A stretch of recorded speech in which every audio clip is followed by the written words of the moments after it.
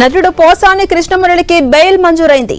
చంద్రబాబుపై అసభ్యకర వ్యాఖ్యల నేపథ్యంలో రాష్ట్రంలోని వివిధ పోలీస్ స్టేషన్లలో అతనిపై కేసు నమోదైంది. ఇదే క్రమంలో సిఐడి కూడా ఆయనపై కేసు నమోదు చేసింది. ఈ కేసులో పోసానికి బెయిల్ మంజూరు చేసింది గుంటూరు కోర్టు.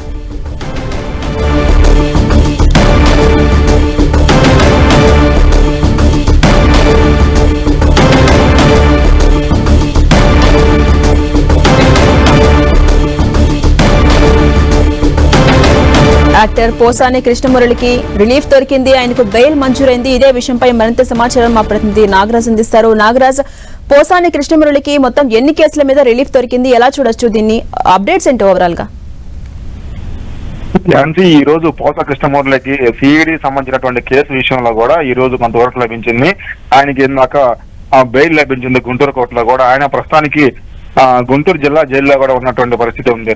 అయితే ఈయనకి దాదాపుగా ఈయన మీద 16 కేసులు నమోదైన, ఆ తర్వాత 17 కేసు కూడా సిఐడి కూడా కేసు నమోదు చేసింది. మొత్తం ఇతని మీద 17 కేసులు. మన 17 కేసుల్లో కూడా 4 పీటీ వారెంట్ల మీద కూడా వివిధ జిల్లాల్లో కూడా జైలుకి కూడా పంపించడం జరిగింది. అక్కడి నుంచి కూడా అతనికి కొంత మేర కూడా బెయిల్ లభించే పరిస్థితి ఉంది. అయితే చివరి మూమెంట్ లో కూడా బయటికి వస్తాడని చెప్పేసి అన్న మూమెంట్ లో కూడా సిఐడి కూడా కేసు నమోదు చేసింది.